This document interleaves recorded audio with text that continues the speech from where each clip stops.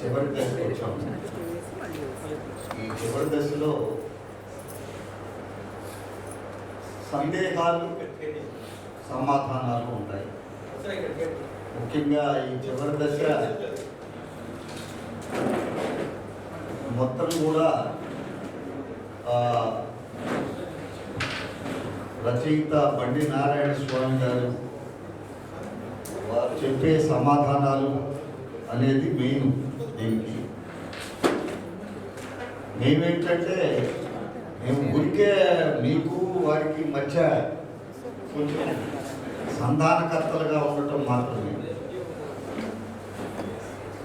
So మీలో నవల చదివిన వాళ్ళు ఉండొచ్చు, ఇవాళ రోజల్లా విన్న జ్ఞానాన్ని బట్టి వచ్చిన సందేహాలు కూడా ఉంటే ఉండొచ్చు.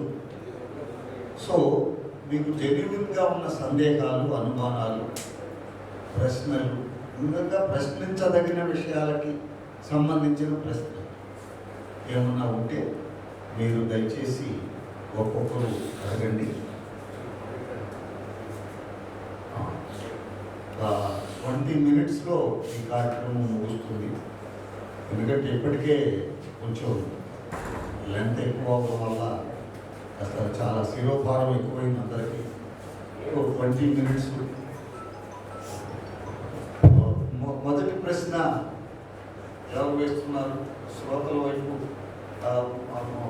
విహారీ, నువ్వు అక్కడ నుంచొని ఎవరు అడిగితే వాళ్ళకి ఇస్తా ఉంటే సరే. మొదటి ప్రశ్న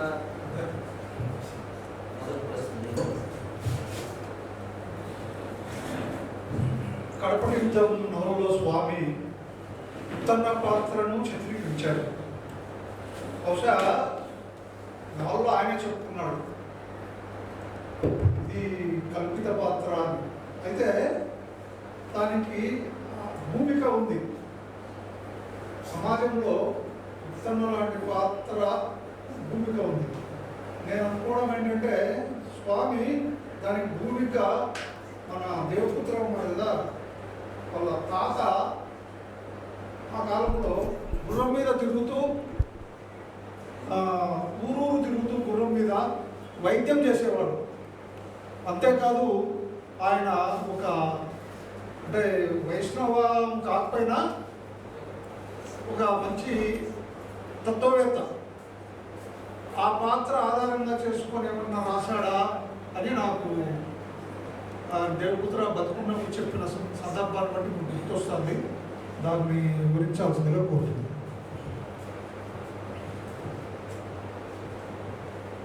దేవపుత్ర నాకు గురువు, మిత్రుడు, మిత్రుడి తర్వాత గురువు. దేవపుత్ర నన్ను సృజనాత్మక వచన సాహిత్యంలోకి తీసుకురాకపోతే నేను కవిత్వం రాసుకుంటూ ఉండేవాడు. అటువంటిది నన్ను వచన సాహిత్యంలోకి తెచ్చిన గురువు నా మిత్రుడు దేవపుత్ర. దేవపుత్ర నేను ఎప్పుడు కూడా పంచుకునేవాడు. నేను 4 నవలు రాసిన, నువ్వెన్ని రాసినావు? నాది 5వ నవలు అయిపోయింది, నీది 5 నవలు అయిపోయినాయా? స్వామి ఎందుకు చెప్పు, మనము ఒక్కొక్కరు 6 నవలు రాయాలి. 6 నవలు రాసి మాత్రమే మనకు రిటైర్డ్ కావాలి. ఇది మా ఒప్పందం. నాకు దేవపుత్రికి ఇట్లా ఒప్పందాలు జరిగేవి. అటువంటి గొప్ప సన్మిత్రుడు నాకు దేవపుత్ర. అతడు చనిపోవడం అనేది నాకు జీవితంలోనే కూర్చరాని ఒక ఖాళీ. అంతగా సాహిత్యాన్ని పంచుకునే వ్యక్తులు ఎవరు నాకు అనంతపురంలో లేరు.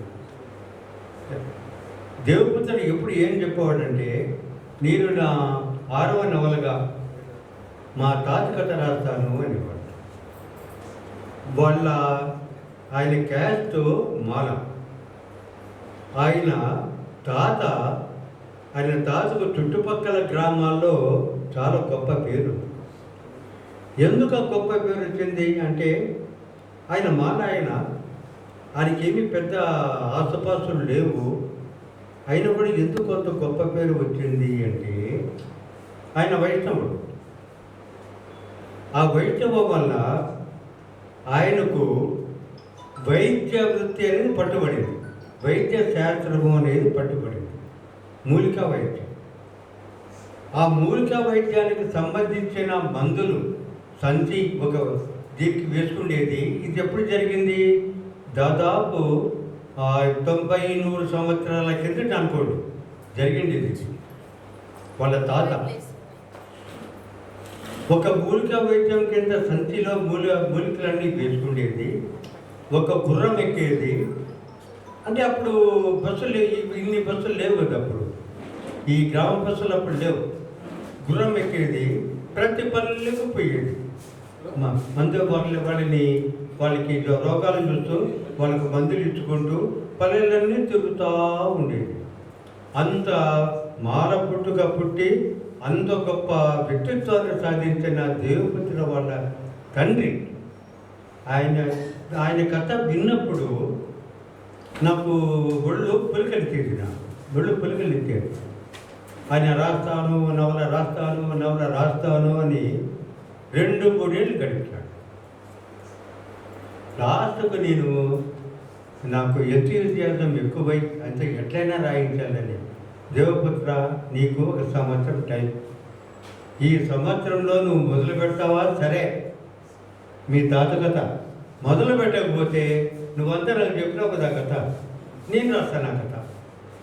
తర్వాత ఏం బాధపడకూడను, అప్పుడు ఏమీ లాభం ఉండదు దేవపుత్ర అని చెప్పినావు. అయినప్పటికీ ఆ గట్టి మనిషి, ఆ ఉక్కు మనిషి తను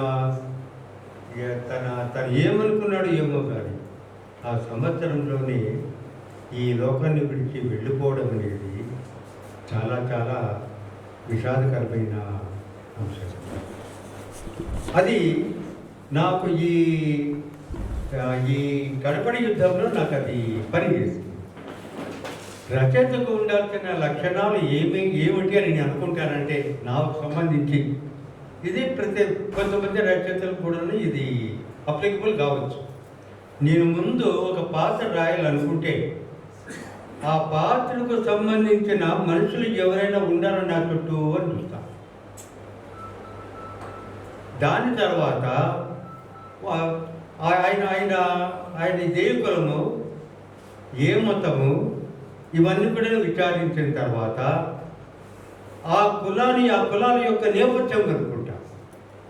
ఇప్పుడు ఉదాహరణకి నా 2 కళల దేశంలో ఒక క్యారెక్టర్ ఉంటుంది, ఒక సుగాల క్యారెక్టర్ ఉంటుంది. ఆ సుగాల క్యారెక్టర్ ఏం పేరు నాయకు, అది ఏదో ఉంది నాయకు. అది రాసే ముందు నేనేం చేశానంటే, మన ఇక్కడ ఒక సుగాలి లెఫ్టినెంట్ ఫెలో ఉన్నాడు, ఇక్కడ చనిపోయినాడు. ఆయన ఇందులో పుస్తకం ఒకటి రాసినాడు సుగాలి వాళ్ళకి.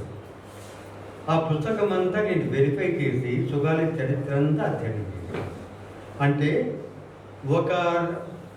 ఒక క్యారెక్టర్ని రాసే ముందు ఆ క్యారెక్టర్ యొక్క పూర్వాపరాలు, ఆ క్యారెక్టర్కి సంబంధించిన నాకు తెలిసిన వ్యక్తులు ఎవరైనా ఉన్నారా, ఇవన్నీ కూడాను మొత్తం ఈ సరంజామా, ఈ సరుకునంతా సమకూర్చుకుంటాం. ఈ సమకూర్చుకున్న సరుకు నుంచి ఒక క్యారెక్టర్ ఎవాల్వ్ అవుతుంది.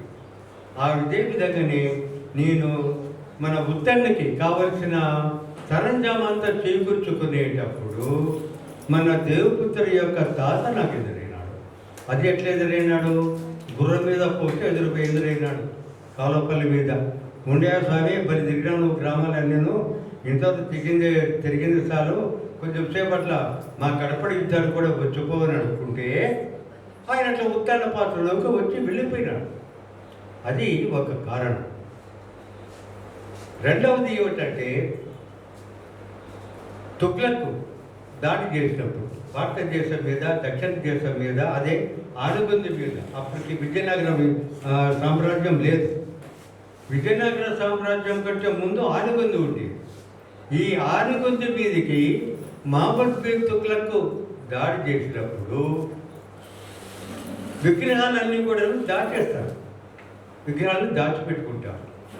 ఎందుకంటే ఆయన అప్పటికే రాజమండ్రిలో ఆ వేణుగోపాల స్వామి ఆలయాన్ని ధ్వంసం చేయడము, తర్వాత ఈ కాకతీయ సామ్రాజ్యానికి పోయి వరంగల్లోని విగ్రహాలను ధ్వంసం చేయడము, ఇవన్నీ కూడాను ఆనగుంది రాజైన రామనాథునికి తెలిసి ఉన్నాయి. ఈయనంతా కూడా విగ్రహాలు ధ్వంసం చేసే బాబుతో అని అనుకొని ఎట్లయినా సరే నా దగ్గర ఉండే రాముని విగ్రహాన్ని కాపాడుకోవాలని అద్దంకికి తరలిస్తాడు దాన్ని. అప్పుడు అద్దంకిని ఎవరు పరిపాలిస్తున్నారు అంటే ప్రోలయ వేమారెడ్డి పరిపాలిస్తా ఉన్నారు. మన తుగ్లక్ మీద ఎవరైతే తిరుగుబాటు చేస్తున్నారో, మన మహమ్మద్ బిన్ తుగ్లక్ మీద ఎవరైతే గొరిల్లా దాడి చేస్తున్నారో ఆయన ఆ ప్రోలయ వేమారెడ్డి అద్దంకి రాజధానిగా పరిపాలిస్తూ ఉన్నాడు. అప్పుడు ఇంకా ఈ రాజధాని లేదు. ఎక్కడ మన సర్కారులోని కొండవీడు తర్వాత అద్దంకి నుంచి ఆ తర్వాత కొండవీడికి ఆయన తన ప్రధాన రాజ్యపు కేంద్రాన్ని మార్చినాడు. అంటే దీనికి ముందు ఏం జరిగిందంటే శ్రీరంగరాయలు. దీనికి కారణం ఏమిటంటే, దీనికి భూమిక ఏమిటి అంటే, ఇంతకు ముందు తుగ్లకు మన ఈ ఆనబందికి రాకముందు మధుర మీద దాడి చేసినాడు, శ్రీరంగం మీద దాడి చేసినాడు. శ్రీరంగం మీద దాడి చేసినప్పుడు శ్రీరంగనాథుణ్ణి నాట్యాలని ఒక పలికలో పెట్టుకొని అక్కడ ఉన్న ఒక దేవాలయ సంస్థలో పనిచేస్తూ ఉన్న కొంతమంది పూజారులు, పండితులు దాన్ని 5-6 చోట్ల దాచిపెట్టుకుంటూ వచ్చి చిట్ట చివరికి మన తిరుమల చేరుకున్నాం. మన తిరుమల చేరుకొని మన తిరుమల కొండ మీద దాన్ని దాచిపెట్టాం.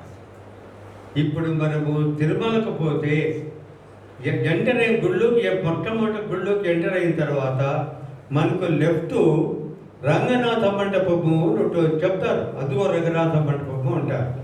మీరు చూడకపోతే ఈసారి రంగనాథ మండపం ఏది అని అడగండి, లెఫ్ట్కి చూపిస్తారు ఒక పెద్ద కట్టని. ఆ రంగనాథ మండపమే ఆ శ్రీరంగంలోని రంగనాథుని దాచిన ప్లేస్. కాబట్టి ఈ మోడల్, ఈ చారిత్రకమైన మోడల్ని కాలాలు ఒకటే. అది 1744 ఆ ప్రాంతంలో జరిగింది. ఇది కూడా 1744 ఆ ప్రాంతంలో జరిగింది, ఆనుబంది యుద్ధం కూడా. కాబట్టి ఒకటే కాలంలో సంభవించిన సందర్భం అది. ఆ సందర్భాన్ని బేస్ చేసుకొని దాన్ని ఇక్కడ హంపి స్థల కళలకు దాన్ని తర్జుమా చేసుకొని దాన్ని కడపడి యుద్ధంలో ప్రవేశపెట్టడం జరిగింది. దీనిలో ఉత్తరణ కల్పిత పాత్ర, హంపన్న కల్పిత పాత్ర.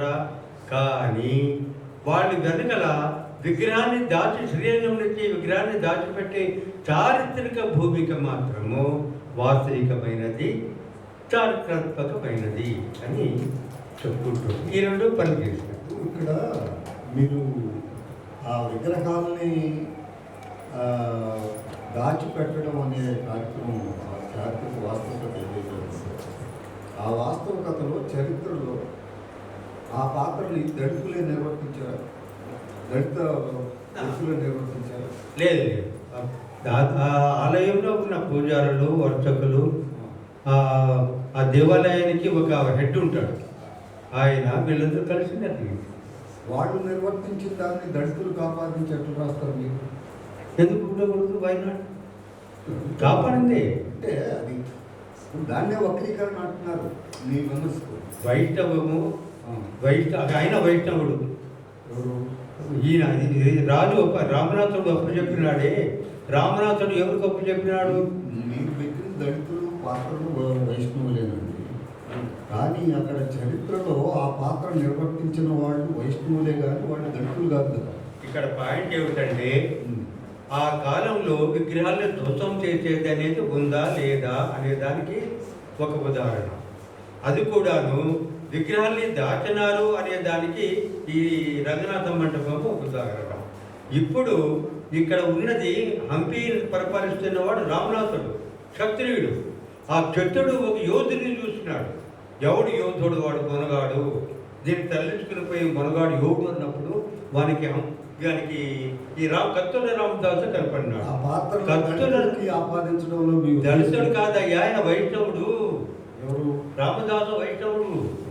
ఇది రెండు కత్తులు రావాలి. అవును. రెండు కథల రామదాసు వైష్ణవుడు, రాజు రామనాథుడు వైష్ణవుడు. వైష్ణవునికి ఒప్పు చెప్తాడు. అది అక్కడ మీ మాదిగాని అంటే వాళ్ళు మీరు దళితుడుగా కాదు ఉత్కంఠను చూస్తున్నారు, వైష్ణవుడిగా చూశారు. అట్లెందుకు రాసు రెండు ఉన్నాయి. రెండు ఉన్నాయా? సమాజం పెరిగినప్పుడు ఆ వివక్ష ఎదుర్కొంటున్నాడు. ఆయన రాజు దగ్గరికి వచ్చినప్పుడు వైష్ణవుడు గారు గౌరవం పొందుతున్నాడు. రామదాస్ అనే ఆయన హిస్టారికల్ పాత్రనా? కాదు. అదే అడిగేది. దళితులు అడుగుతుంది ఏంటంటే మీరు హిస్టారికల్ పాత్రలు ఏవైతే ఉన్నాయో ఆ పాత్రలు నిర్వర్తించిన ఆ క్యారెక్టర్స్లోకి దళిత జీవితం నుంచి వెళ్ళిన వ్యక్తుల్ని ఎందుకు పెట్టారు? దానివల్ల మీరు ఆశించిన ప్రయోజనం ఏంటి? దానివల్ల దళితులకు ప్రయోజనం ఏంటి అని అడుగుతున్నారు. దళితులు మీరన్నట్లుగా దళితులకి చరిత్రలోనే ఏ చరిత్ర ఉండాల్సిన అవసరం లేదు. వాళ్ళు ఏ ఘనకార్యాలు సాధించడానికి ఎప్పుడు వాళ్ళకి ఏమీ అవకాశాలు రాలేదు. దళితులు ఎప్పుడు కూడా దళితులుగానే ఉండాల్సిందే. దళితులు ఎప్పుడు గొప్ప ఘనకార్యాలు చేయడానికి వీలైన సందర్భాలే లేవు అని మీరు చెప్పినట్టుగా ఉంది. కానీ దళితులు సాధించిన ఘనకార్యాలు చరిత్రలో అనేకమైన రికార్డ్ కావండి. నేను చెప్తుంది అది కాదు. ఘనకార్యం అంటే దళితులు ఘనకార్యం చేయడం అంటే రామలక్ష్మణ విగ్రహాలను తరలించడము, ఇవేనా మీ దృష్టిలో ఘనకార్యాలు? వైనాట్ ఎందుకు ఘనకార్యాలు అవుతాయి అవి? ఎందుకు కాకూడదని నేనంట. అని మీరు అట్లా అడిగితే ప్రశ్న మీరే. అవునయ్యా, అక్కడ హంపి యుద్ధం జరిగింది. మీరు మొత్తం దళితులు ఇవాళ ఇది చదివిన దళితులు మిమ్మల్ని వేసే ప్రశ్నలు ఏంటంటే చరిత్రలో దళితులు ఏనాడు కూడా చేయని పనుల్ని దళితులకు ఆపాదించి మీరు చేయడం వల్ల దళిత సమాజానికి కానీ ఇవాళ ఉన్న దళిత ఉద్యమాలకు కానీ వచ్చిన ఉపయోగం ఏమన్నా ఉందా? మీరు ఎందుకు ఇలా వక్రీకరిస్తున్నారు? లేని దాన్ని ఉన్నట్టు ఎందుకు రాస్తున్నారు అని అడుగుతున్నారు. దాన్ని చెప్పండి మీరు. నేను వక్రీకరణ అనేది మీరు కేవలం కుల ప్రకారంగానే చూసి దాని వక్రీకరణ అని మీరు అంటున్నారు. దాన్ని కేవలం కుల ప్రకారంగా చూడాల్సిన అవసరం లేదు. లేనప్పుడు మీరు దళితులు ఎప్పుడు ఇలాగే ఉండాలా? ఏ ఘనకార్యాలు చేయకూడదా? నేను ఘనకార్యం చేయించడానికే చేశానని ఎట్లా అంటున్నారు? ఘనకార్యాలు చేసిన సందర్భాలు అనేకం ఉన్నాయి కాబట్టి ఇది ముఖాముఖండి. ఇక్కడ నేను ఆయన ప్రశ్నలు సమాధానాలే కానీ దీనివల్ల మా ఆత్మీయతలు పోవు. మీరు నేను అడుగుతున్నాను, ఆయన చెప్తాడు. మీకు ఇంకోటి అడుగు.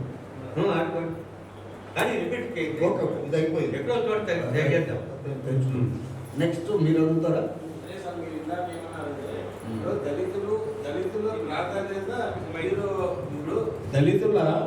దళితుల్ని మీరు ఏ రకంగా గ్రేడింగ్ చేసినారు? మీరు దళితులు తీసుకొచ్చినారు. దీంట్లో దళితులు తీసుకొచ్చినప్పుడు మీరు చివరిగా వాళ్ళకి ఏం కిరీటం పెట్టినారు అనేది మీ ప్రశ్న సార్. నేనేమంటున్నానంటే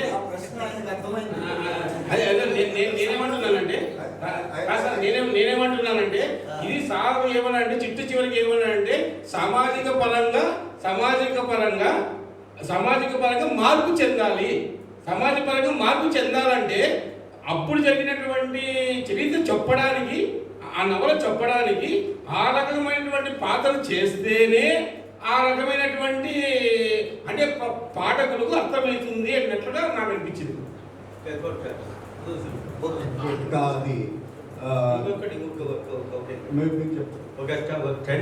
చరిత్ర రచయితగా నేను చెప్తున్నాను, మనీ చేసుకుంటున్నాను. అది నా ఒక్కడి కోసమే కాదు, ఇలాంటి సందేహాలు కూడా మీరు రెస్పాన్స్ ఇవ్వాల్సిన బాధ్యత.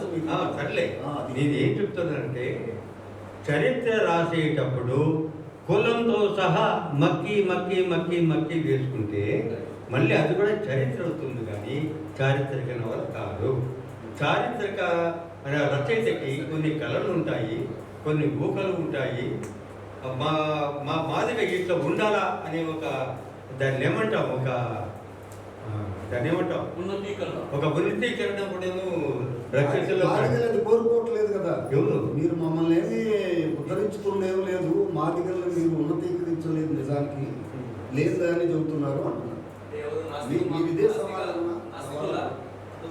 వాళ్ళు నాస్తికులే కావచ్చు, అందరూ అడిగేవాళ్ళ అడిగేవాళ్ళు నాస్తికులు ఆస్తికులు ఇద్దరు ఉన్నారు.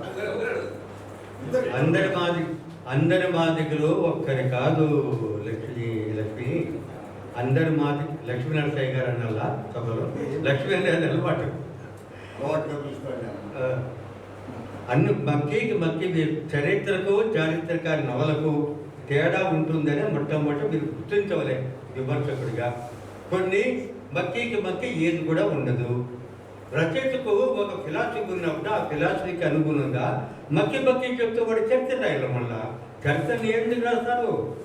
మక్కిగా కులాన్ని కూడా మీరు తీసుకోవాల్సిన అవసరం. చరిత్ర నవలు రాసేటప్పుడు చరిత్రలో ప్రబలంగా ఉన్న ట్రెండ్స్ని మీరు రాస్తారు. అలాగే ఆ ప్రబలంగా ఉన్న ట్రెండ్స్ని రిప్రజెంట్ చేసిన వ్యక్తుల్ని మీరు తీసుకోవాలి. ఆ రిప్రజెంట్ చేయని వ్యక్తుల్ని రిప్రజెంట్ చేసే స్థానంలో పెడితే అది చరిత్ర నవల అవుతుందా? కానీ మీకు ఇప్పుడు లేని దాన్ని కదా. రచించాల్సిన విషయాలు ఏమిటంటే విమర్శకులు సార్ చెప్తున్నాను వినండి. మీరు ప్రశ్నించాల్సిన విషయం ఏమిటంటే అసలు మీరు మెయిన్ విషయాలు ప్రశ్నించారా? అసలు అప్పుడు ముస్లింలు నిజంగానే దాడి చేశారు అనుకుంది మీద. అది అట్లా కాదు. ప్రశ్నలు అడగాల్సింది ఇది నేనేం అడగాలని ప్రధానమైన ప్రశ్నలు కాదు. ప్రధానమైన ప్రశ్నలు నేను అడిగిన దానికి చెప్పండి. నేనేమంటున్నానంటే కదా మీరు జనరల్గా ప్రబలంగా ఏం జరుగుతాయో వాటిని రిప్రజెంట్ చేయాలి. కానీ ఎక్కడో ఒక చోట జరిగిందో అసలు జరగని దానిలో ఆ చేయని వ్యక్తులను తీసుకొచ్చి ఆ చారిత్రక సన్నివేశాల్లో మీరు పెట్టినందువల్ల వచ్చే ప్రయోజనం ఏముందండి? మీకు సప్తభూమిలో సార్ ఆల్రెడీ చేసినారు. సప్తభూమిలో కూడా సప్తభూమి నవల్లో కూడా దళిత వాదాన్ని వేరే రకంగా రకరకాల చేసినప్పుడు ఎవరు అడగలేదు. అప్పుడు ఎవరు దళిత వాదం ఎవరు అడగలేదు. అదే సమాధానం అయితే అది లేదండి. దళితులు కూడా ఓన్ చేసుకున్నారు ఆ నవల్ని. మీరే కాదు, దాని మీద ఆ నవలను బాగా ఓన్ చేసుకున్నారు చాలా మంది. దాని మీద అసలు విమర్శ రాలేదు. దీని మీద దాన్ని సప్తభూమిని ఓన్ చేసుకున్న వాళ్ళ నుంచి వచ్చిన విమర్శలు. వాటికి ఏమైనా సమాధానాలు ఉంటే చెప్పండి, లేదు తర్వాత మాట్లాడుకుందామంటే సరే. నేను చెప్పినాను. ఫస్ట్ గుర్తించాల్సింది ఏమంటే కొంచెం ఉండబ్బా. ముందు చరిత్ర అనేది రైటర్తో ముఖాముఖి మీరు ఆగండి. మీరు ఇండివిజువల్ ఒపీనియన్స్ తర్వాత చరిత్రను చదవడం ఎట్లాగో కూడాను తెలియాల్సిన అవసరం ఈ కాలానికి చాలా చాలా ఉన్నదని నేను ఫస్ట్ మనం చేస్తాను. అది ఎవరికైనా సరే ముందు చరిత్ర నవలను చదవడం నేర్చుకోండి. చరిత్ర చదవడం మీకు వచ్చు. చరిత్రను ఎట్లా చూడాలని నేర్చుకోండి. చరిత్రలో ప్రధాన విషయాలు ఏవో చూడండి. చరిత్ర ఎక్కడ కలుగుంటున్నాడో చూడండి. వాస్తవాన్ని వాస్తవికతగా చెప్పడం అనేది మీ నీతి. మీరేమంటారంటే వాస్తవికతని జానుడు ఆకాశం పైనకెత్తి చూపించడం అనేది నా శిల్పము, నా కళ. వాస్తవిక ఆధారం లేకుండా మీరు జానుడు ఆకాశం ఎక్కడ ఎత్తారు సార్? అసలు ఆధారమే లేదు కదా. ఏం ఆధారం? మీరు ఆధారం కావాలా? ఉన్న ఆధారం నుంచి కదా పైకెత్తాలి. అవును. అక్కడ ఆ విగ్రహాలని మార్చడం కానీ వాటిల్లో పాల్గొనడం కానీ చేసిన వాళ్ళే వీళ్ళు కానప్పుడు వీళ్ళు చేసిన వాళ్ళల్లో ఎక్కడో ఒక చోట అరకొరగా వీళ్ళుంటే దాన్ని మీరు ఎక్కువ చేసి చూపిస్తే దీని మీద ఆధారపడి పైకి తీసుకెళ్లారు అనుకోవచ్చు. అసలు వాళ్ళు ఎవరూ లేనప్పుడు వాళ్ళకు మీరు అది ఆపాదించడం వల్ల అది చరిత్ర అవుతుందా? మీకు అర్థమే కాదు. నాకు అర్థం కాకే అడుగుతున్నాను సార్. మీరు ఆ విగ్రహాన్ని దాచిపెట్టడంలో ఆ దళితుడి పాత్ర నుంచి ఇది అసత్యము, అటు జరిగే అవకాశం లేదు, జరిగిందని మీరు చెప్పారని రాయకూడదు అంటున్నారు. ప్రశ్న ఓకే. ఈ మొత్తం ఒక 100 సంఘటనలు చెప్తాం. అంతకంటే గొప్ప పనులు చేసిన దళితులు ఈ 1000 ఏళ్లలో 100 మంది ఉన్నారు. అది చెప్తానే కదా అడిగేది. చెప్పండి సార్. నేను ఒకటి చెప్తాను. మా ఇక్కడ కదిరప్ప అని చెప్పి ఒక ఉన్నాడు సార్. ఇక్కడ నుంచి 10 కిలోమీటర్లు పోతే బెంగళూరు హైవేలో ఒక దళితుడు ఆయన కూడా వైద్యం చేసేవాడు గ్రామాలలో. ఆయన వైద్యం చేయడానికి సహించుకోలేక రెట్లు తల నరికేస్తే అది వేరే ఊళ్ళో ఎక్కడో నరికితే ఆ తల తీసుకొచ్చి మరో ఊళ్ళో తెచ్చి పెడతారు. ఆయన బేస్ ఒరిజినల్ దళితుడైనప్పటికీ కూడా మొత్తం ఇప్పుడు 50 గ్రామాలకు సంబంధించిన అన్ని కులాలలో అతను దేవునిగా దీవించి అతని దళితుడిని నెత్తిన పెట్టి ఇది ఎంత 200 ఏళ్ళ చరిత్ర, 150 ఏళ్ళ కింద 200 ఏళ్ళ అంత గొప్ప స్థానం ఇచ్చారు. ఆనాటి ఇప్పుడు 16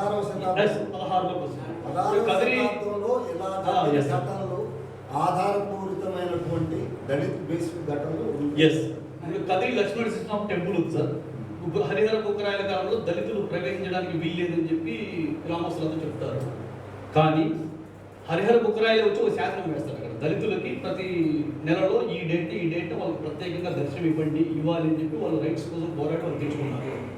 అట్లా మీరు దళితులు ఇది సర్వకాలంగా జరిగిన అంశాలు కాకపోయినా అక్కడక్కడ కొన్ని మిరాకిల్స్ లాగా కొన్ని చోట్లయితే దళితులు ఒక స్థాయిలో ఉన్నతంగా గొప్ప గొప్ప పనులు చేసిన సందర్భాలు మనకి కనిపిస్తాయి చెప్పడం నా ఉద్దేశం. అట్లాంటి భాగంలో ఇది కూడా ఈ విగ్రహాన్ని మీరు ఆల్వార్ల భక్తుల కథలు కావచ్చు, కన్నప్ప కథ కావచ్చు, లేకపోతే శైవ సాహిత్యంలో ఉన్నటువంటి అత్యంత దళిత వెనుకబడిన వర్గాల భక్తులు కావచ్చు, వీళ్ళందరికీ స్థానం వచ్చింది కాబట్టి ఆ కులంలోనూ ఆ మతంలోనూ ఒక స్థాయి పొందినారు కాబట్టి ఆ క్రమంలో వీళ్ళు కూడా మీరు చెప్పింది స్పిరిచువల్ ఉదాహరణైనా మీరు చెప్పింది మీరు జరిగినట్లుగా చెప్పింది అది స్పిరిచువల్ హక్కుల కోసం పోరాడింది అంటారా? దాని చెప్పుకుంటుందా నాట్ స్పిరిచువల్?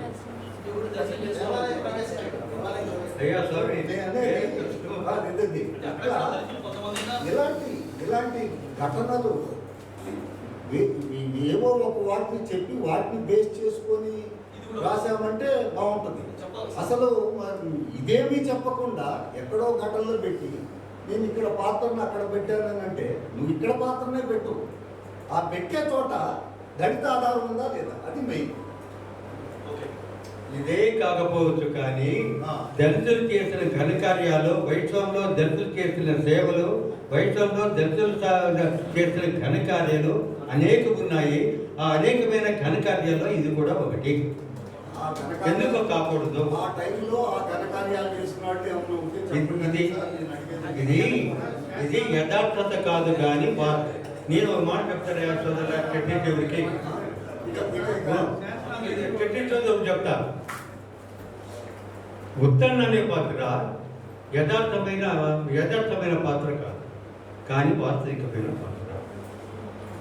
వాస్తవానికి యథార్థానికి వాస్తవానికి ఏం తేడా ఫస్ట్ మీరు గమనించుకోండి. యథార్థము అంటే వాస్తవంగా జరిగేది. మీరు అది కావాలంటా ఉన్నారు.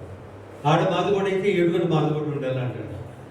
అది యథార్థం, యథార్థానికి సంబంధించి. వాస్తవము అంటే జరగడానికి అవకాశం ఉన్నది కూడా వాస్తవము. జరగడానికి అవకాశం ఉన్నది వాస్తవము అనే సెన్స్లో చారిత్రకమైన కల్పనలు జరుగుతాయి. జరగడానికి అవకాశం ఉన్నది జరిగిందని కాదు. నేను కూడా రెండో దాని గురించి అది యథార్థానికి వాస్తవానికి ఉన్న తేడా.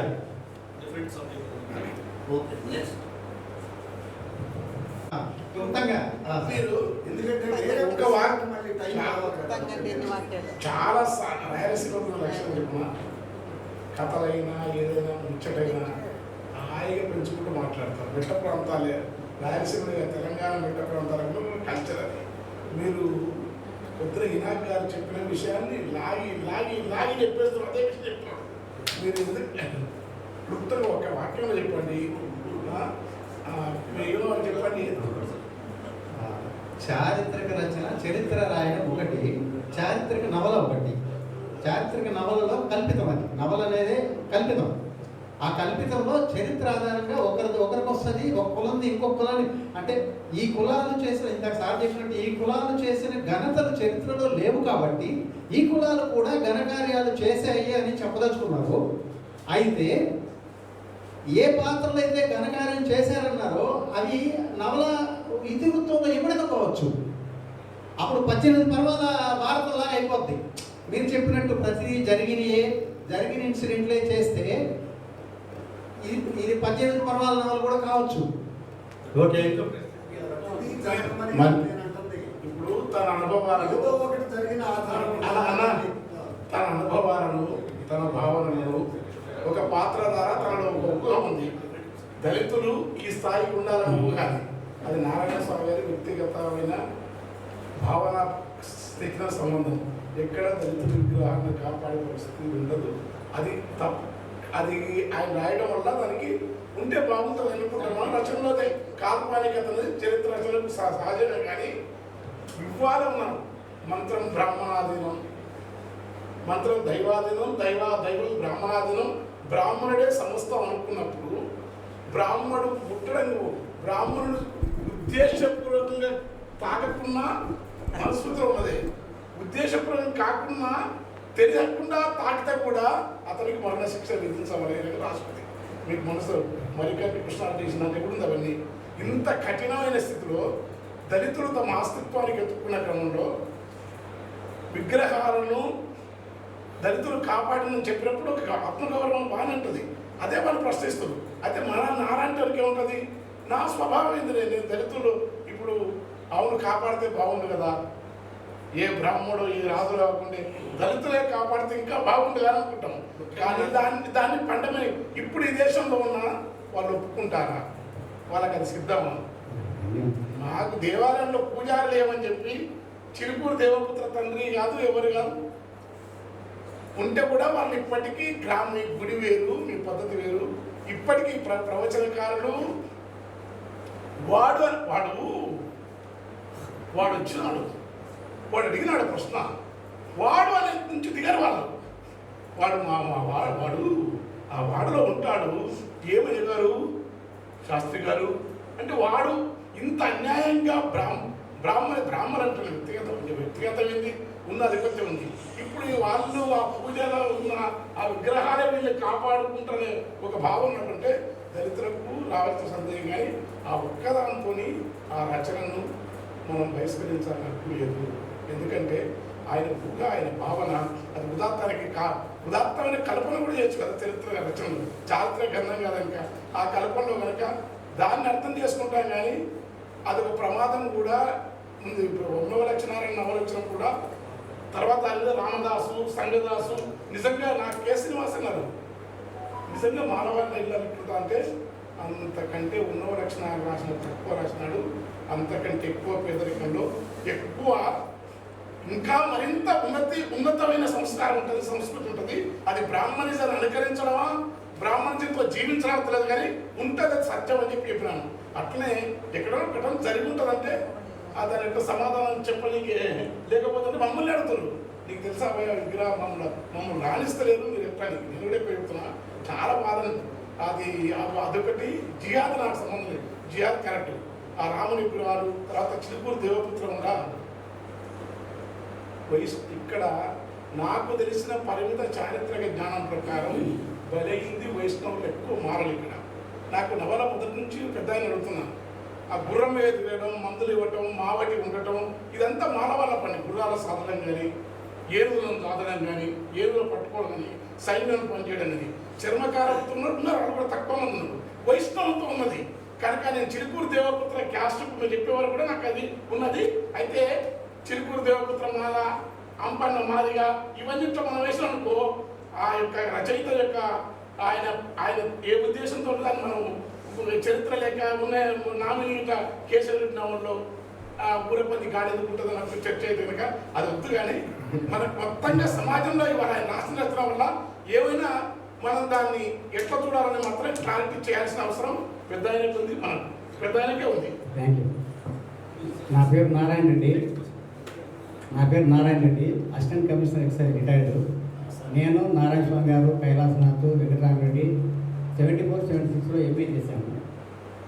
నాకు చిన్న డౌట్ ఏమంటే మనుస్మృతిలో అటువంటి విషయాలు ఇప్పుడు లేవు. ఎక్కువగా సామాజిక పరిస్థితులు అనుగుణంగా ఇప్పుడు లేదు. అది దాన్ని పక్కన పెట్టాలి. నారాయణ స్వామి ఎప్పటికున్నది మనుస్మృతి అనేది అంగీకరించొద్దు. ఇస్లాంలో చేయదట్టును లేకపోలేదొద్దు. మనుస్మృతి అనేది మీకు తెలియదు. బిలాంగ్స్ దళిత సౌరత్వంలో దాని ముఖం చూస్తే దాంట్లో స్త్రీలు కానీ మనుస్మృతితో హిందూ మతాన్ని బాగా చేస్తున్నారు. మనుస్మృతిని మోసుకొని హిందూ మతాన్ని మీరు బాగా చేస్తారంటే మీరు మధ్యయుగాలకంతా ముందు తీసుకుపోయి అమానుషంగా మొత్తం మీరు వర్ణ వ్యవస్థను తీసుకొచ్చి పెట్టడమే మనస్ఫూర్తి వద్దు. భగవద్గీతలో నేను కూడా అదే చెప్తున్నా, మనసు లేవంటే ఏది ఉంది? ఇప్పుడు కాదు, మనస్ఫూర్తిలో ఉన్నటువంటివి ఈ దేశకాల మానవ పరిస్థితి సరిపోవంటున్నా. నీ అదే నారాయణ స్వామి పక్కన పెట్టమన్నారు కదా, అది ఏకీభవిస్తున్న నారాయణ స్వామితో. భగవద్గీత కూడా నారాయణ స్వామి గారు భగవద్గీత 5000 సంవత్సరాల కిందట రాసింది. అది స్వామి కృష్ణ పరమాత్మ చెప్పినాడు. మీ అభిప్రాయం భగవద్గీత మీద మీ అభిప్రాయం ఏంటి చెప్పండి. భగవద్గీత మీద అభిప్రాయం ఏంటి? నాకు బైబిల్ మీద నాకు విశ్వాసం ఉంది, భగవద్గీత మీద నాకు విశ్వాసం ఉంది, ఖురాన్ మీద నాకు విశ్వాసం ఉంది. కానీ ప్రపంచ ఇస్లాం గురించి ప్రకటించే ఇస్లాం గ్రంథాలను నేను నమ్మను, వాటిని వ్యతిరేకిస్తా. జిహాద్ని ప్రోత్సహించే ఇస్లాం గ్రంథాలని నేను వ్యతిరేకిస్తా. తర్వాత బైబిల్లో కూడాను విగ్రహారాధన పాపం అనే వాటిని నేను వ్యతిరేకిస్తా. భగవద్గీతలో అట్లాంటివి ఏమైనా కూడా మీకు శ్లోకాలు కనిపిస్తే, నాకు ఇంతవరకు కనిపించలే. ఎవరికైనా కనిపిస్తే కనుక వాటిని పరిహరించడానికి సిద్ధపడే వాళ్ళలో నేను మొట్టమొదటి వ్యక్తి. భగవద్గీతలో ఏమైనా శ్లోకాలు అట్లా ఏమైనా ఉంటే వాడు తొడలో పుట్టా, వీడు కాళ్ళలో పుట్టా అనేది కనుక విపరీతమైన అర్థాలకు దారి తీసేటట్లయితే ఆ శ్లోకాన్ని తీసి అట్లా మురికాలలో వేయండి అని చెప్తాను. దాన్ని ఇంకో రకంగా సెన్స్లో అర్థం చేసుకుంటే వాళ్ళని నేను స్వాగతిస్తాను, నాకేం అభ్యంతరం లేదు. కానీ ఈ దేశకాల పరిస్థితులకు అనుగుణంగానే అన్ని మత గ్రంథాలు ఉండాలా. అన్ని మత గ్రంథాలు కూడా డెమోక్రటైజ్ కావాలా. అందులో భాగంగానే ఇక్కడ అస్పృశ్యతను ప్రకటించే మన ధర్మాన్ని కాచపారే అంటాను, అక్కడ జీకాతుని వ్యతిరేకించు అంటాను, ప్రపంచ ఇస్లాము అంత్యకోటి విశ్వాసము ప్రపంచ ఇస్లాంను కూడా వ్యతిరేకించి అంటాను. ఏది మేము సిద్ధంగా ఉన్నాం.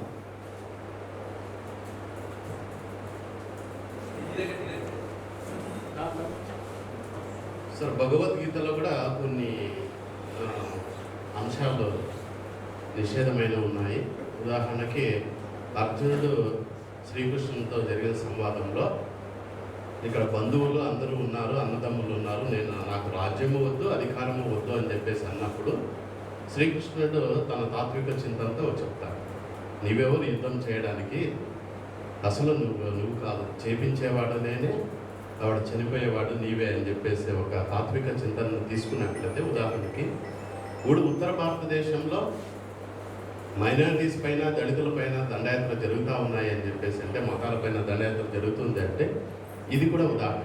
ఏమి అంటే ఎవరో చేస్తున్నారు, అది చేపించేవాడు మనం కాదు, చనిపోయేవాడు ఎవరు కాదు, కాబట్టి ఇది దైవ దృష్టి అని చెప్పేసి అనే ఒక భావంతో యుద్ధ నీతిని ప్రేరేపించే నీతిగా ఉంది. కానీ దాంట్లో సుగుణం అయితే లేదు అని చెప్పేసి నేను తెలియజేస్తున్నాను.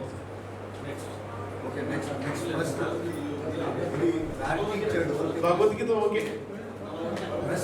స్వామి గారు నాకు ఓకే కాదు, కానీ యుద్ధ నీతిని ప్రోత్సహించి యుద్ధాన్ని ప్రోత్సహించినాడు అని మీరు చెప్పదలుచుకుంది. యుద్ధ నీతిని కానీ మనమంతా అమాయకులం కానీ పొద్దున ఏదో మానవాళి అంతా మారిపోతుందని, పొద్దున ఏదో మా మనుషులు ఇట్లా ఉంటే కనుక ఇట్లా మారిపోతాయి అని. కానీ సినిమాలో ఒక లాస్ట్ సీట్లో అందరూ కలుస్తారు చూడి, అంతా మొత్తం ఉమ్మడిగా కలుస్తారు చూడి, అట్లేదో ఒక జిమ్మికి జరిగి సినిమా ముగింపులు అందరూ మంచి మనుషులు వెళ్తారు. కానీ ఇట్లాంటి భావాలు నాకైతే ఈ వయసులో లేవు. యుద్ధాలు జరగబోతాయి. ఎందుకంటే మనిషి అట్లున్నాడు, అంతే, మనిషి అట్లున్నాడు. మా అందరు మనుషులు సజ్జనులు కాదు, మనుషులు అన్ని రకాల వ్యాధులు, అన్ని తమస్సు ఉంది, రజోగుణం ఉంది, సాత్విక గుణం ఉంది, 3 గుణాలు ఉన్నాయి. ఈ ప్రకృతి గుణాలు లేకపోకుండా మనుషులు ఉండరు. కాబట్టి ఈ తామస గుణము ఉన్నంత వరకు, రజోగుణం ఉన్నంత వరకు ప్రపంచంలో యుద్ధాలు జరుగుతూనే ఉంటాయి. కానీ ఈ యుద్ధాలు ఏ యుద్ధం వైపు మనం నిలబడాలి అనేది మన వివేకము, మన విచక్షణ. కృష్ణుడు ఆ వైపు నిలబడినాడు, భీష్ముడు ఇంకో వైపు నిలబడినాడు. అది అప్పుడు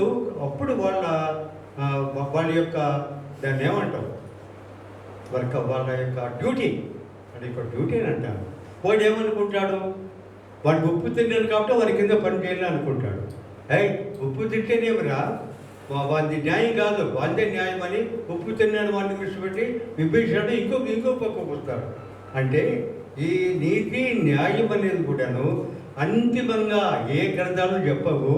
మనిషి యొక్క అప్పుడు ప్రజెంట్ గడియల్లో మనిషి యొక్క బుద్ధి మీద, వివేచన మీద, విచక్షణ మీద ఆధారపడి ఉంటుంది. నీవు ఏవైపు చేరాలో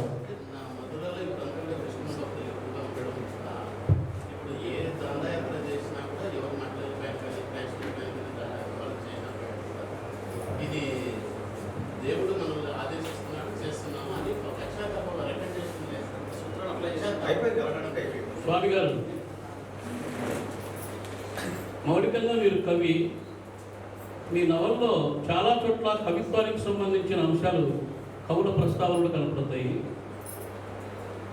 పింగళి సూర్యన కథ రాశారు అంటే ఒక నవల్లో 2 వస్తువులని ప్రధానమైన థీమ్స్ ఉన్నాయి. ఆ 2 ప్రధానమైన థీమ్స్కి ఆనుషంగికంగా అనేక థీమ్స్ రాశారు. అందులో మీరు చాలామంది కవులు కవిత్వాన్ని గురించి మాట్లాడతారు. రాజుగాడతాడు అని మల్కిమరాముని గురించి ఒక పెద్ద చాప్టర్ రాశారు.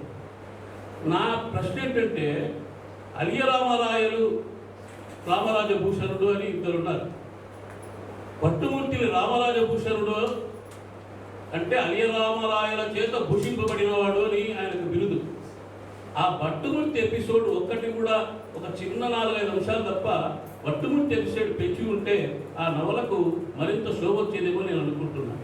ఎందుకంటే అలియ రామరాయలు కాలంలో భట్టుమూర్తి ఉన్నాడని చారిత్రక ఆధారాలు ఉన్నాయి. ఆ భట్టుమూర్తిని గురించి 2-3 మాటలు రాశారు. అదే మల్కిమరాముని గురించి ఒక చాప్టర్ అంతా మన మల్కిమరాముని భార్య భాగీరథి, వాళ్ళ మధ్య ఒక సంభాషణ, కవిత్వాన్ని గురించి రాశారు.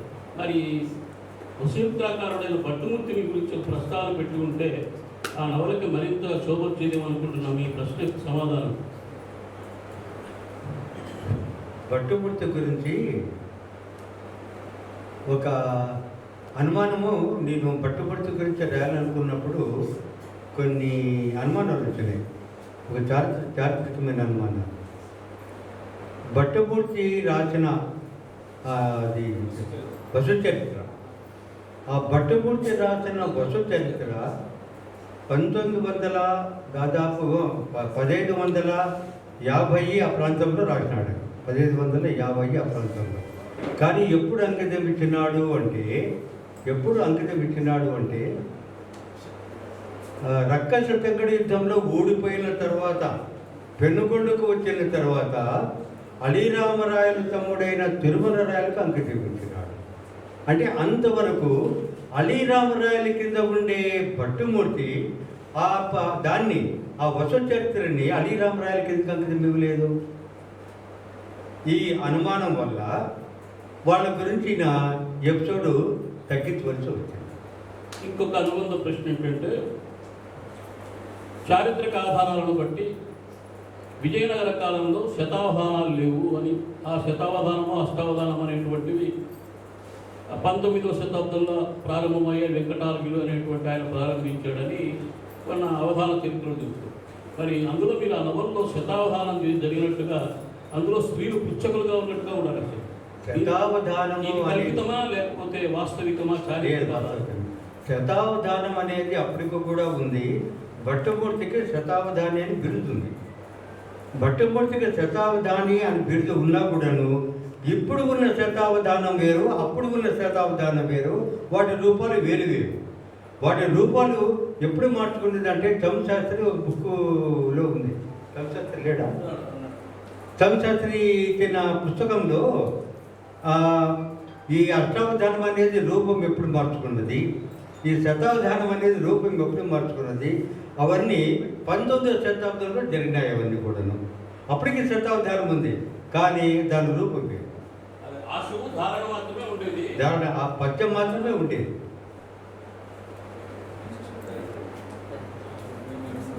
పాట పాడితే చర్చ అంతా ఎందుకంటే శ్రోతలంతా వాటి కోసమే ఉంటారు.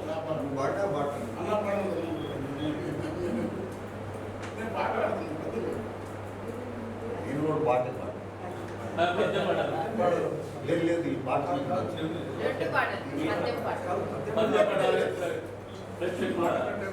శ్రోతల కోరిక రెండు పాటలు సరే అయితే ఓకే.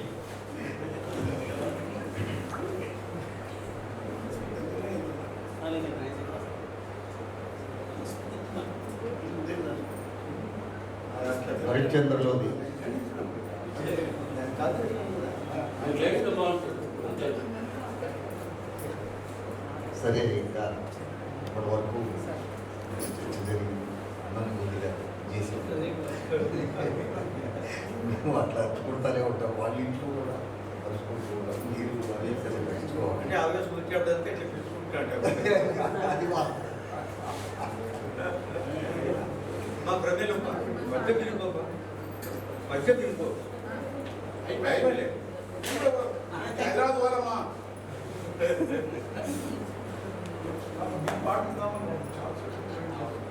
ముందు బాగా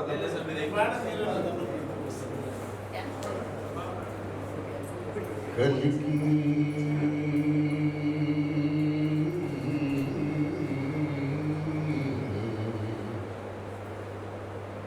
కలికి రెక్కలు రాని పిల్లలను సాకం రూటిలో నుండి పోతొక చెంత పెంటి ఒక చెంతం బారా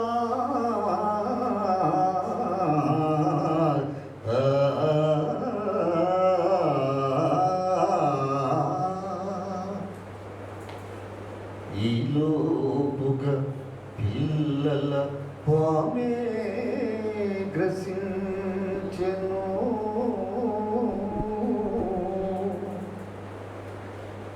వలల పాలంజిక్కెను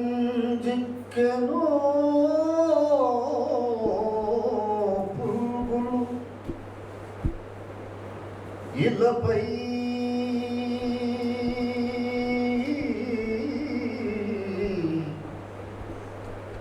ఇలపై ప్రాణులకింత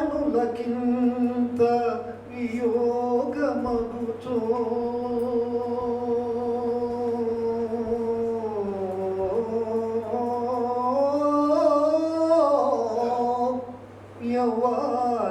ఎవ్వారికెవ్వారలో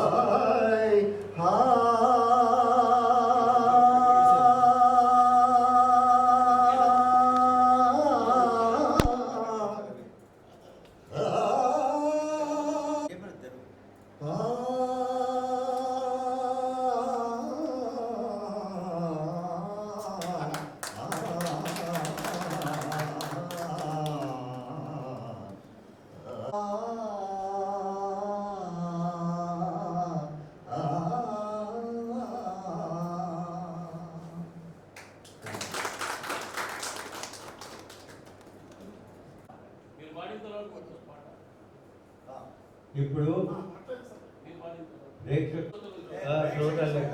శ్రోతల కోరిక మీద మా సోదరుడు శ్రోతలు బలి కాకుండా కొంచెం వెనుకకు జరగవాలని మా మనవి. రామంజీ నిద్ర లేకపోవడం వల్ల నాకు కానీ బ్రహ్మాండంగా ఉంది అసలు అన్నం మీరు వచ్చి పాడిన తర్వాత మళ్ళీ పాడడం సాధ్యం ఓకే అంటే డప్పు డొరకు లేదు. ఏం కావాలా మీకు? ఏ పాట కావాలి? ఇష్టం సంత సంత పడతా సంత ఏం కావాలంటావు మళ్ళీ వాళ్ళ ఇష్టం, మీ ఇష్టం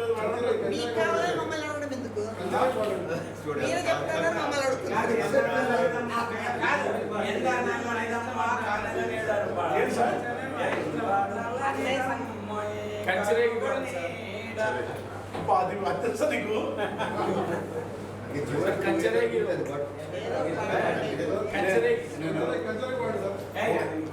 ఒక ఆ 18 వింటుంటే వాడతా. ఒక 4-5 పాడపా. ఓ నల్లతుమ్మ పసిడి పూల కొమ్మ నీవు లేక పల్లె చిరునామలేదమ్మా ఒళ్ళంత ముళ్ళున్న ఒడి మెత్తలోయమ్మ కొల్లలుగా పిట్టెలకు కొడుకు నీళ్ళమ్మ కాటుకా పూతల నీ తనువు నలుపున్న కడుపులో జాలోలే పసుపులు తాగుమ్మా చిగురాకులే గాని కొప్పెంత సిక్కన నీ పసలు గాలి విసిరే పరిమళమె సక్కన ఓ నల్లతున్నా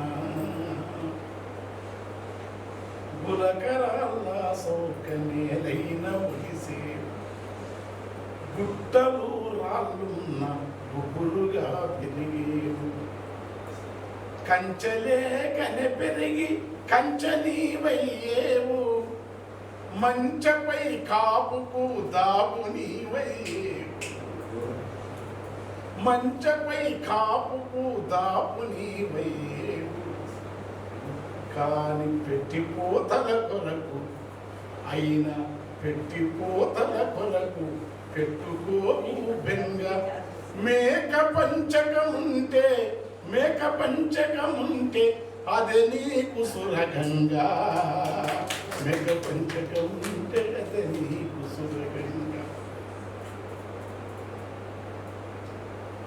వాడము లేమిగల పిల్లల కనురెప్పలకు నీకు కాసులే మడగక కాటు కాదిద్దేవు ఊరిబడి పిల్లల వైలు జినిగిపోతే అతికించుకున్న నీకే చిగురు నందించేవు తమకు ఎవరు లేని అనాథ బాలలా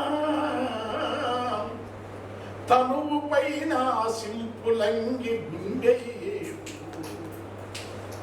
చెరువు గట్టించిన రాజపడో కాని తన పేరు ఇల పైన కలకాలముంటకు రాతి పలకము పైన రంజిల్లే లిపితోన శిల్పులతో తన పేరు ఇల పైన చెక్కింప కాని ఆ రాసు పేరున్న రాయి ఏమైపాయే ఆ రాయి పేరున్న రాయి ఏమైపాయే నీ తావుతో అది తుమ్మలారేవాయే ఓ నల్ల తుమ్మ అవి ఎగిరెగిరి కలిసిన ఉవ్వగోరింకలు నీ వాళ్ళ బొమ్మలాగని బతికిపోవాలి మెత్తని నీలేత ముళ్ళముని వేళ్లతో తను వెళ్ళలాలించి మురిపంగ తడిమేవు నీ ఒళ్ళు పిట్టలు పులకించి నిదిలించు నీ ముళ్ళు పాములను జడిపించి అదిలించు ఓ నల్లతుమ్మ సక్కని నీ తనువు తలుపు సెక్కల కనువు బొంపైన మంగలు నాగలి దుంగలు మెండైన మండలు గుంటుకా తిండులు బల్లలు మంచాలు బండిరుసు కిర్రలు తాటి గాలి పడగ బొంగరాల గిరక లేత చెక్కిలిని మెరిపించము పుడగా ఎన్ని నీ అందాలు ఎటుల మారుతావు అంత నాదన నరుడు సగరా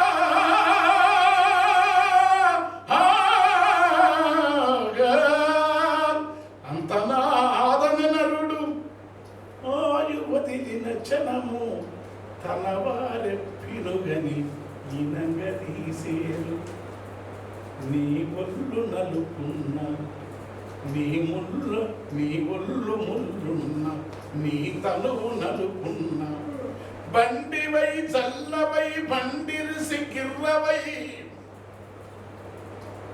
నీవు ఆయు వదిలిన కొత్త అందముతో బతికేవు నీవు ఆయు వదిలిన తిరిగి అందమును లెకేవు. ఇట్లాంటి నల్లతుమ్మలో నల్లతుమ్మ వేస్తుంటే ఉత్తమ లాగానే నల్లతుమ్మ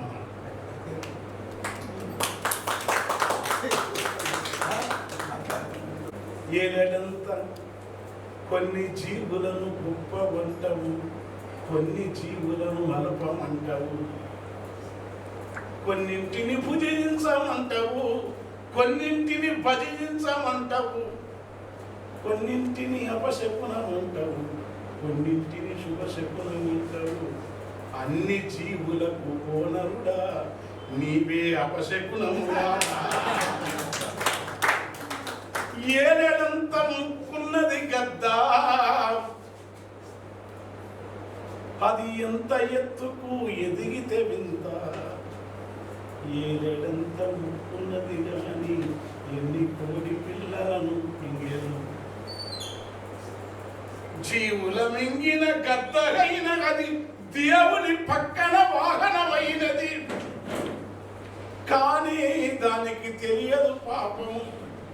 నేను శ్రీ వైష్ణవ హరిదాసును గనుక గరత్మంతునికి దండము వెళ్తా ఉయుల భేదము దానికి తెలియదు గద్ద కాని గంపెడంత నోరున్నది గాడిద సింపిరి రూపము దానికున్నదని వసుదేవుడ దాని కాళ్ళు పట్టనని చరిత్ర వనరుగా కవులే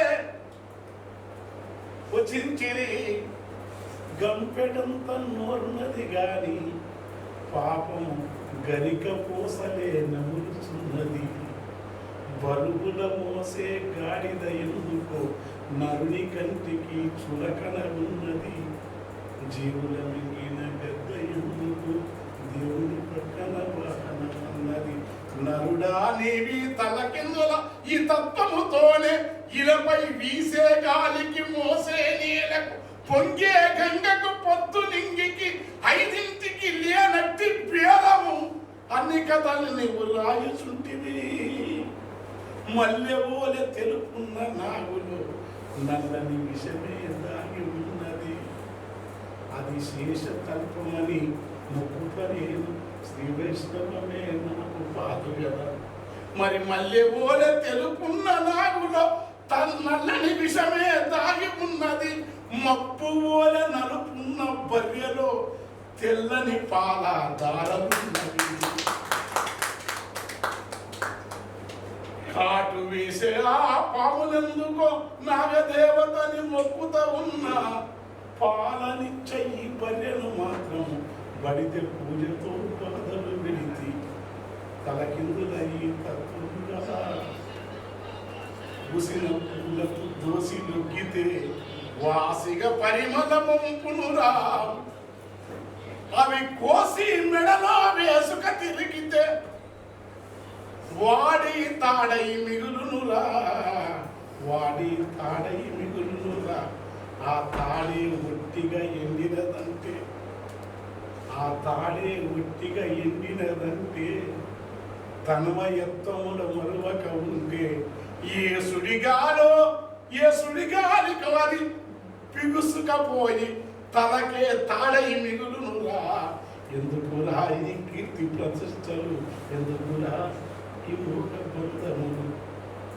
నీడల బూడల ఉయ్యాలోగే పసితనమే కవి రూపమురా నీడల ఊడల ఉయ్యాలుగే పసితనమే కవి రూపమురా మేడల తేరులపై ఊరేగే అతిశయమంట గట్టకురా మేడల తేరుల ఊరేగేని అతిశయమంట గట్టకురా అవార్డులని నీ అజ్ఞానంబును సుఖములను ఏలెత్తకురా భావన పటిమ లోపల ఉంటే జీవాక్షరములే ఒలుకునురా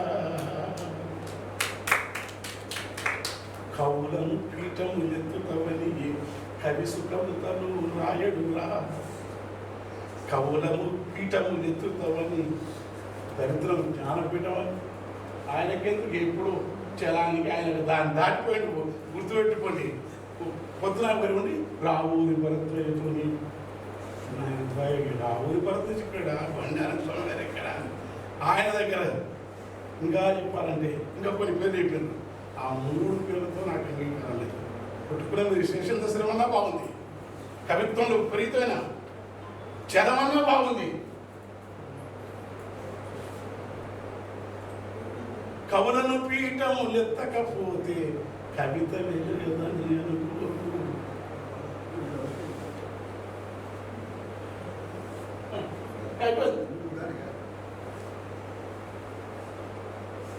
భూమెంతా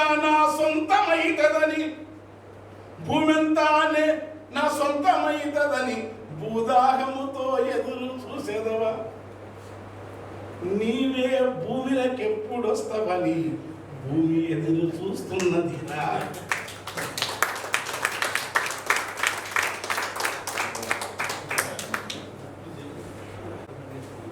నేను ముగించబోతున్నాను.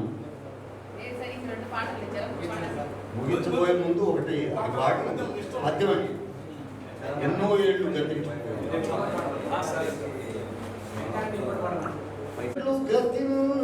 గతించిపోయినవి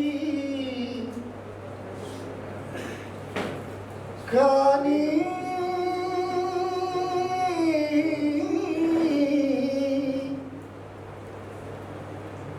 ఈ శ్మశాన స్థలిల్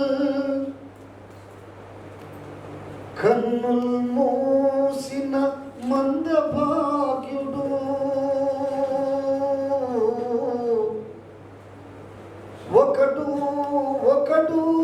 ఒకడైన లేచిరాడు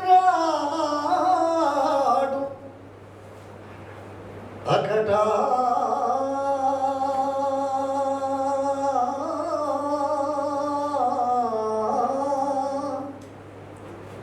ఎన్నాళ్ళి చలనంబులే నిశయనంబు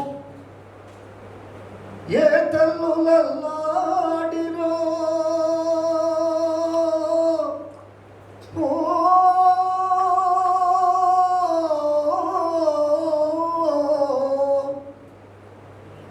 ఏ తల్లులల్లాడి అల్లాడిరో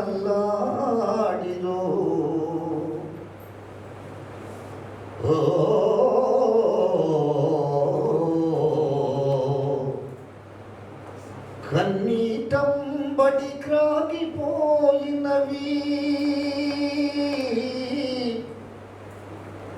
కన్నీటంబడి క్రాగిపోయినవి నికం బిందు పరాణముల్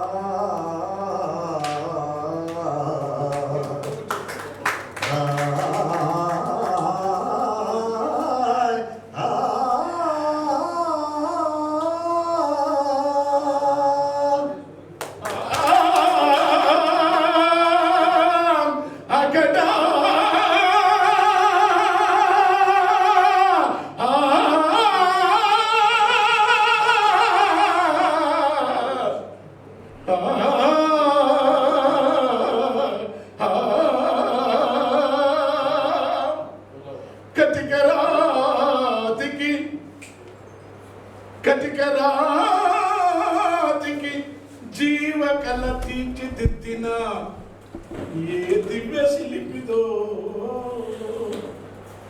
ఈ కళ. కులుకు తలంపు తీగకు మొక్క తొడగించిన ఏ కవి ప్రభునిదో కదా ఈ సమాధి. వీణకు గంధర్వ విద్య నేర్పిన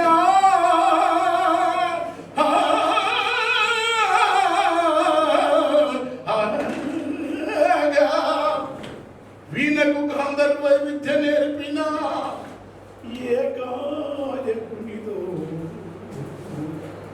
ఈ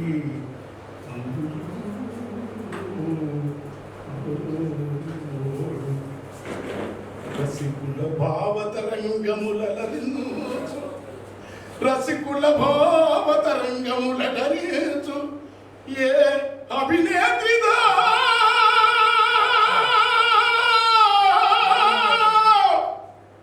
కదా ఈ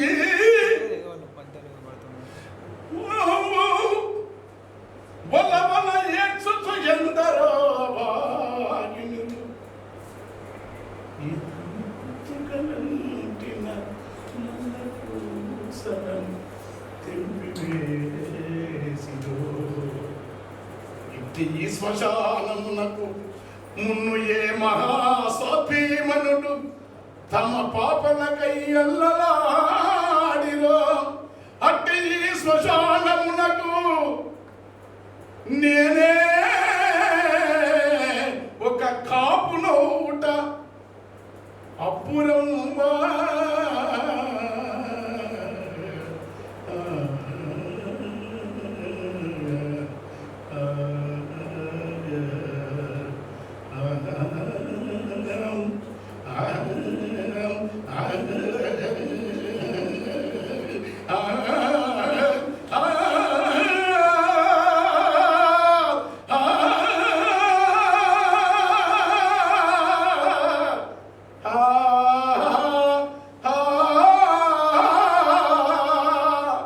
జయ జయ శంభో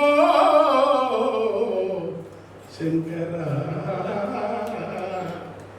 గురుబల రూపము లేదు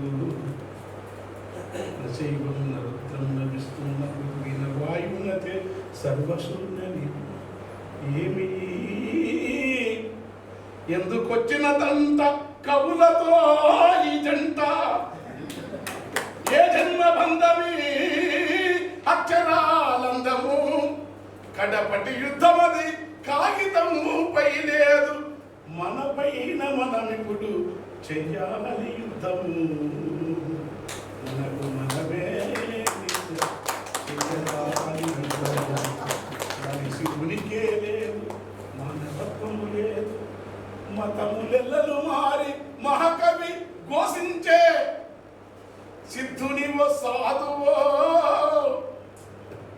అచలునివో ఎరుకవో అది నీలో ఉంటే అవార్డులని పెన్న ఎటుల ఓర్చుకునుట ఎటుల విందుము వీనుల ఏమి వింత తెలుగు సాహిత్యమున నేడు ఉన్నదే కొందరు భావమును బట్టి వాదమును బట్టి లేని వివాదముల సృష్టించి ఏల సంతోషింతు మానులారా.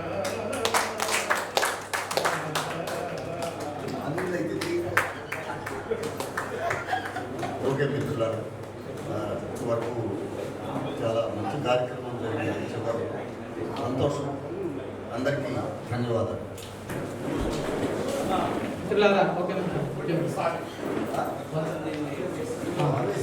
ఈ మధ్య మనకు వాట్సాప్లో ఫేస్బుక్లో ఎప్పుడో ఉత్తరం కనిపిస్తూ ఉండేది.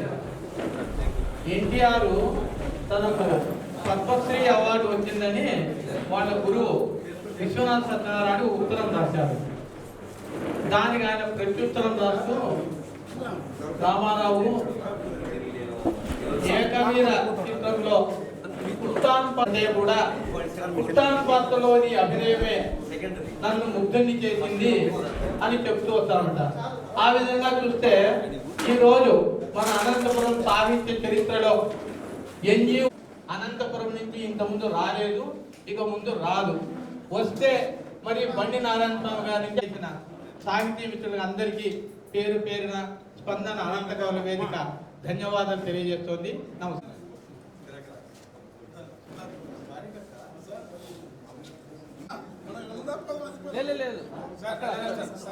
మీ అందరితో కలిసి వస్తాను.